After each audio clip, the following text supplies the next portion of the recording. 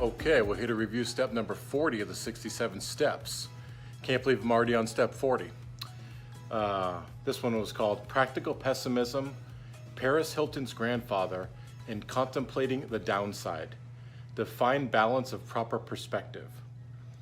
And speaking of perspective, there's probably two extreme schools of thought when it comes to your life outlook.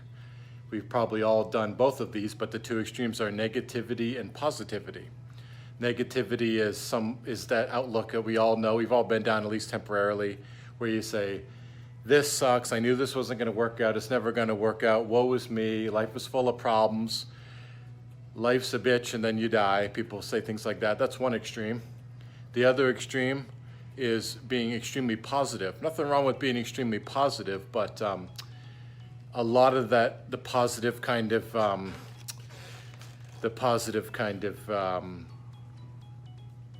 extreme way that people think is that if I just think positive all day long, nothing wrong is going to happen to me. And probably that stems from the misinterpretation of the book by Norman Vincent Peale called The Power of Positive Thinking. It's certainly good to think positively, but positive action is what really moves the needle. You know, healthy positivity is, I may not be where I want to be, but if I keep taking these actions, keep listening to smart people, I'm eventually going to get where I want to be. And of course, you really want to be somewhere in the middle. The middle is specifically called practical pessimism, where you see where you want to go and you take the steps that are necessary to get there, almost to the point of overdoing it. And one person that did this, that Ty refers to kind of illustrate this point, is Paris Hilton's great-grandfather named Conrad Hilton. If you don't know, he was the one that started the Hilton hotel brand in the early 1920s. And everything was going really well initially off the bat until the Depression happened. And he had to, everything started contracting. Everything in life expands and then contracts.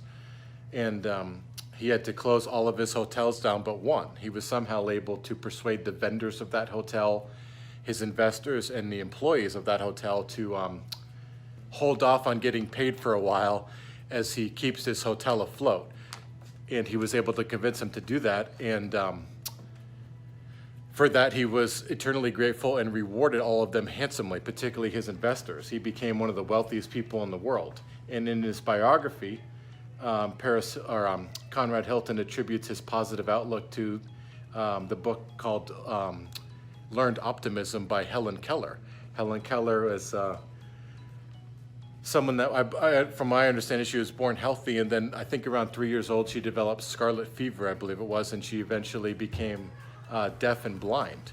Of course, she used her mess to be her message, like I mentioned in the previous lesson, instead of just being extremely negative and just complaining that life's just gonna suck for the rest of my life, or being extremely positive and saying, well, if I just think positive, my eyesight and my hearing's gonna come back. Well, neither of those is healthy. What she did do was she used her perceived handicaps, her inability to see or hear, to create Braille, a system for other people that she could connect with in the world that were also blind to be able to read. So it's just tremendous.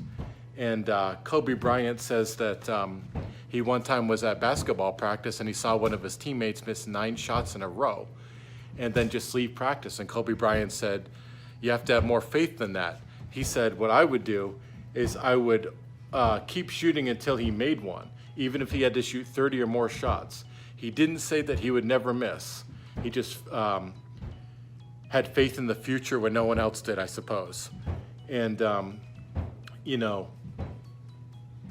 practical pessimism is really what gets you there. Pessimism is not negativity. Charlie Munger, one half of Berkshire Hathaway, says, I've spent my whole life preparing for the worst day ever, and I'm happier for it. And Ty says, if you want to not have bad things happen to you, you need to prepare for bad things to happen to you. This is a lot like that lesson that I did about Joel Salatin like 20 lessons ago about prepared people are happy people. You know, prepare for the rainy day that's gonna come in your life no matter what. You'll be a lot less stressed when you're prepared. You know, there's that saying too that I love, prepare for the worst, hope for the best, and not surprised by anything in between. Because it's usually going to be somewhere in between the worst you can imagine and the best you can imagine. There's another quote that I am reminded of that Ty says, where he says, it's never as good as you think, and it's never as bad as you think. So again, the answer is usually somewhere in the middle. And,